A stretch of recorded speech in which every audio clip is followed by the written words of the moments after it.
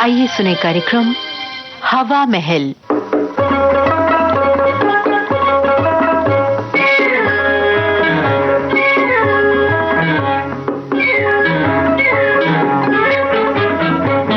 हवा महल कार्यक्रम में आज हम आपको सुनवा रहे हैं कहानीकार प्रेमचंद की कहानी का रेडियो नाट्य रूपांतरण कौशल।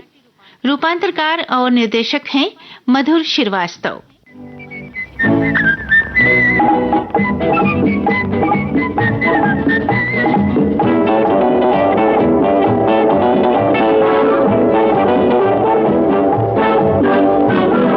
ए जी, देखो कितने दिनों से कह रही हूँ, मेरे पास एक भी गहना नहीं है।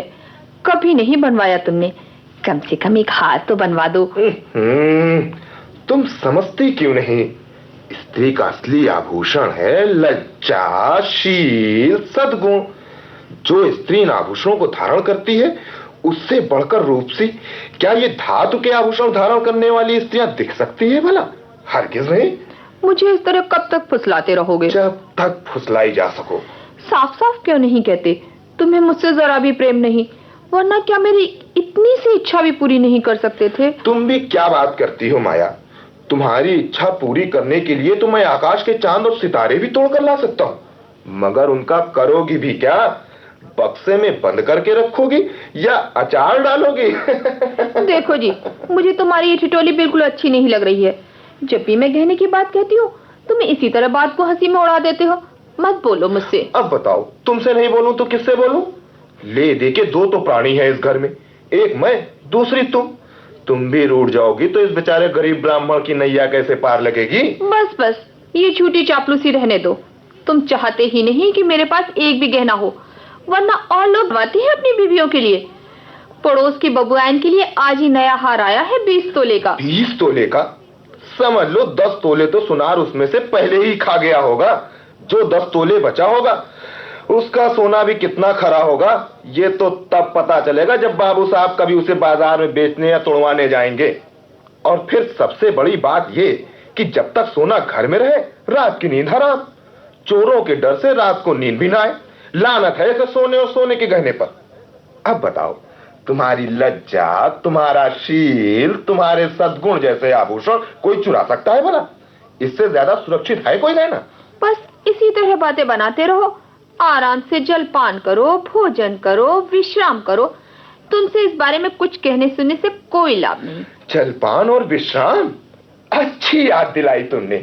सीधे पाठशाला से चला आ रहा हूं थका मांदा। अरे विश्राम की तो आवश्यकता है ही, लेकिन जलपान की उससे पहले। ले आओ ले आओ। अरे तुम्हारी बातों में तो अपनी बात मैं बिल्कुल भूल ही गया था। क्या है जलपान? बबुआन के यहाँ से बेसन के लड्डू आए हैं बेने में। लड्डू? ब्राह्मणम प्रियम मोदकम। जाओ देवी जाओ, फौरन ले आओ लड्डू। तुम्हारी जैसी गुणवती अन्नपूर्णा तो भाग्य वालों के ही घर आती है। ये लो। अरे मेरे हाथ में लड्डू की तश्तरी और तुम्हारे गले में सोने का हार? मैं स्वप्न देख रहा हूं क्या? अभी अभी तुम अंदर गई थी तब तो यह हाथ तुम्हारे गले में नहीं था। हे माया देवी, तुम्हारी ये क्या माया है? कैसा है जी? अरे जैसा होना चाहिए वैसा ही है, मगर इसका रहस्य क्या है? दिन भर में तुम क्या सोना बनाने की विद्या सीख गई हो या आंगन में कौवा गिरा गया है? न मैंने सोना बनाने की विद्या सीखी है, न आंगन में कौवा गिरा गया है। शीघ्र कहो, ये क्या रहस्य है? कहां से आया ये हाथ? पूछो। माया के सामने बड़ों बड़ों की मति मर जाती है, फिर मुझ तुच्छ ब्राह्मण की क्या बिसात। अरे अपनी माया का जाल हटाओ देवी और राज का उद्घाटन करो। हार किसका है, कहां से आया? हारी माना? अरे तुम्हारी माया के सामने तो मैंने पहले ही घुटने टेक दिए थे रहस्यमयी। अब बताओ हार किसका है? पड़ोस की बबुआन का। जब सुनार हार लेकर आया मैं वहीं थी। हार पसंद आया तो मैं दिखाने के लिए मांग लाई। देख लिया देवी, अति सुंदर, लेकिन दूसरे की चीज नाहक ले आई। अरे कहीं चोरी वोरी हो जाए तो बैठे बैठाए एक मुसीबत। हार तो बनवाना ही पड़े, बदनामी ऊपर से हो। फौरन इसे वापस कराओ। मैं तो ऐसा ही हार लूंगी, तुम्हें मेरी कसम। अब बस एक ऐसा ही हार मुझे भी बनवा दो। फिर वही दिन। जब सभी पहनती है तो मैं ही क्यों ना पहनूं? सब कुएं में गिरे तो तुम भी गिरोगी। अरे सोचो तो, 20 तोले का हार, कितना रुपया लग जाएगा? और फिर बेचने जाओ तो आधा पैसा भी ना मिले। इतना बड़ा नुकसान उठाकर हार पहनने में क्या सो? जाओ चुपचाप हार वापस कराओ, बेकार की जिद न करो। अच्छा खाओ, अच्छा पियो, अच्छा स्वास्थ्य बनाओ, यही जीवन का वास्तविक सुख है। मैं तो पहले ही जानती थी कि उपदेश देने के अलावा तुम कुछ न करोगे। साधारण स्थिति के और भी लोग हैं, क्या वो नहीं करते अपनी बीवियों के लिए? कुछ और काम धाम करके चाहो तो तुम भी मेरे लिए हार बनवा सकते हो, मगर आलसी हो ना, पक्के आलसी। क्यों करोगे मेरे हार के लिए मेहनत? ठीक है, मैं जाती हूँ यहाँ से।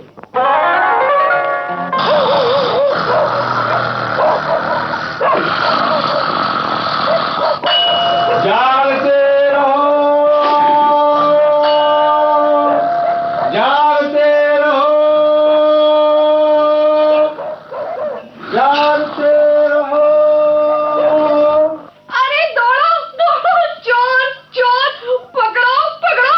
हाय, ले गया, सब ले गया। अरे सपना देख रही थी क्या? इसीलिए कहता हूँ वहाँ कोठरी में ना सोया करो। हाय, वहीं से चिल्लाते रहोगे? यहाँ घर में चोर घुस आया है। हाय हाय, अब क्या होगा? चोर? कहाँ है चोर? अरे चोर चोर चोर! अरे अरे भाई, लाठी तो लाओ।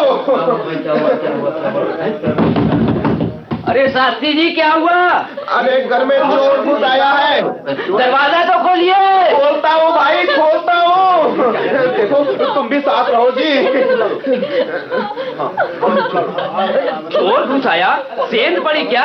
अरे लालटेन ले आओ, लालटेन। लाठी भी लेते आना भाई, चोर का क्या भरोसा, कहीं कोई हथियार लिए छिपा बैठा हो तो, और अचानक वार कर बैठे। अरे कहाँ सेंध लगाई बहन जी? सेंध नहीं लगाई, कपड़ेल से उतरा लगता है।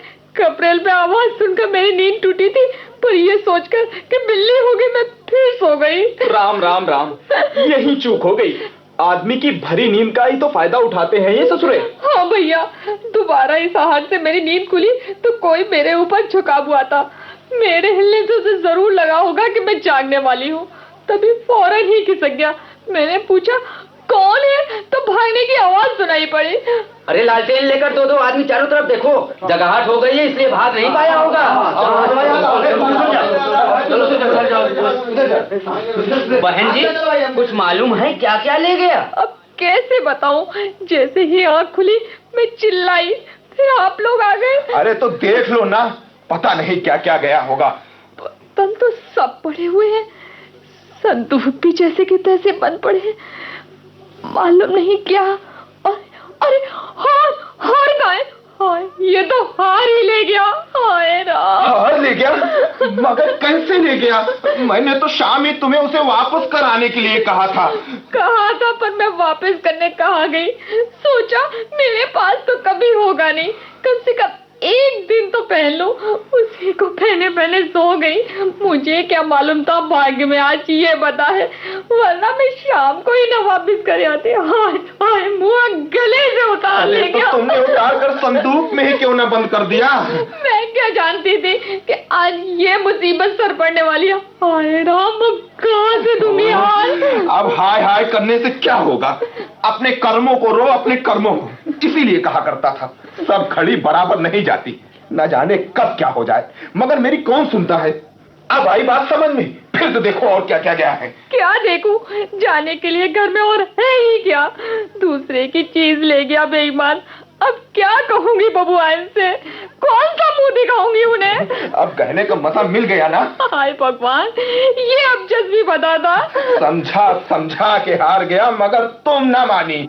अब भागा मेरे घर का एक एक दिन का बीन ले जाता तो मुझे इतना दुख न होता, मगर बेचारी बबुआइन ने आज ही खरीदा था, पहना भी नहीं था, मैं उठा लाई। अब कहाँ से दूंगी? हे भगवान, अब देखें कैसे लाज रखते हैं। मुझे तो लगता है किसी जानकार आदमी का ही काम है शास्त्री जी। बिना घर के भेदिए के कभी चोरी होती ही नहीं। और कुछ तो नहीं गया? तुरंत जगहाट हो गई, वरना कुछ भी ना बचता। कहीं पता न चला। अटारी देखी, छत पर चढ़कर देखा, अगवाड़े पिछवाड़े सब जगह छान मारा, कहीं चोर का पता नहीं। अरे ये सब बड़े पक्के होते हैं, अब तक कब का निकल गया होगा। अब क्या किया जा सकता है शास्त्री जी, सब्र करिए, इसके अलावा और चारा ही क्या है। ठीक कहते हैं आप लोग, अब हम कर ही क्या सकते हैं, जो जाना था सो तो गया ही। अच्छा, तो हम चलते हैं शास्त्री जी, कि और ठीक से बंद कर लीजिएगा। और रात होशियारी से सोइएगा, हो सकता है सन्नाटा पाकर चोर फिर से पलट जाए। बधिया बैठ गई। सुनो जी, कह दूंगी घर में चोरी हो गई। चोर पर तो किसी का बस नहीं, अब क्या जान ले लेंगी बबुआएं। अरे तुम्हारे घर से चीज गई है, तुम्हें ही देनी पड़ेगी। उन्हें इससे क्या? चोर ले गया या कोई और ले गया? तो इतने रुपए आएंगे कहाँ से? उनके लिए कोई चोरी डाके डालने तो जाएगा नहीं। चोरी डाके भले ही न डाला जाए, मगर रुपयों का तो प्रबंध करना ही पड़ेगा, नहीं तो लाज कैसे रहेगी। कैसी भूल की मैंने, मुझे काल ने घेरा था, नहीं तो घड़ी भर हार गले में डालने से सब कौन सा बड़ा सुख मिल गया। मैं हूँ ही अभागन। पछताने और अपने को कोसने से कोई फायदा नहीं। चुपचाप बैठो। बबुआई से कह देना हम गरीब हैं पर बेईमान नहीं। तुम्हारी चीज जब तक लौटा नहीं देंगे तब तक हमें चैन नहीं आएगा। पर रुपए लाओगे कहाँ से? मेहनत मजदूरी करके चिजमानों के यहाँ पूजा पाठ करवाऊंगा, भागवत की कथा बांचूंगा, जन्म कुंडलियां, वर्ष फल इत्यादि बनाऊंगा। अब तो जो जो काम मिलेगा सब करूंगा। जैसे भी हो कर्ज तो उतारना ही होगा। देखती हूँ जब से हाथ चोरी हुआ है दिन रात तुम काम में जुटे रहती हो। क्या सेहत थी, क्या हो गई? कुछ दिन के लिए ये सब छोड़कर आराम क्यों नहीं करते? भागते दौड़ते 5 महीने तो हो गए तुमको। क्या जान देकर रुपया इकट्ठा करोगे? मुझे तो बड़ी पीड़ा होती है सोच सोचकर। सोच विचार सब बंद कर दो। मैं भी यही सोचता हूँ। बहुत थक लिया, अब आराम करूं। सच? हाँ। मेरी कसम। देखो, मैं झूठ तो बोलता नहीं। ये लो, मेरा काम पूरा हो गया। ये क्या है? पुड़िया खोल के देखो ना। अरे ये तो हार है, ले आए। कैसी सुंदर बनावट है इसकी, कैसी चमक है। ये तो मैं ही जानता हूँ कि इस हार को खरीदने के लिए रात दिन मुझे कितना श्रम करना पड़ा। फिर भी मुझसे बड़ा सुखिया संसार में कोई न होगा। कितने अच्छे हो तुम। लो, आज तुम्हारे ऋण से मुक्त हो गया। खुश होकर दे रहे हो या नाराज होकर? इसके क्या मतलब? अरे ऋण तो चुकाना ही होगा, चाहे खुशी हो या नाखुशी से। अब जाओ, इसे फौरन बबुआनी को दे आओ। मैं तो बबुआइन को न दूंगी इसे। ये क्या कहती हो? क्यों नहीं दोगी?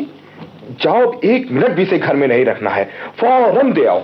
ये ऋण नहीं है।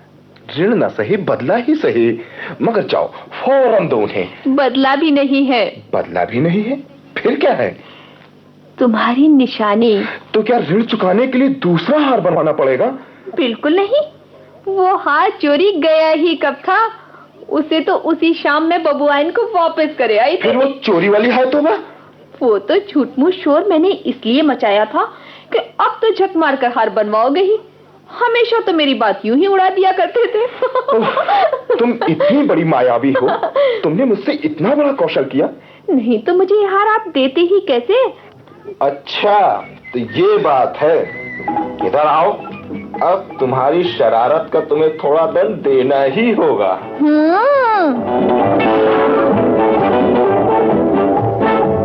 अभी आपने नाटिका सुनी कौशल। इसके मूल कहानी लेखक थे प्रेमचंद, रूपांतरकार और निर्देशक थे मधुर श्रीवास्तव। ये नाटिका आकाशवाणी इलाहाबाद की प्रस्तुति थी। हवा महल कार्यक्रम अब समाप्त होता है।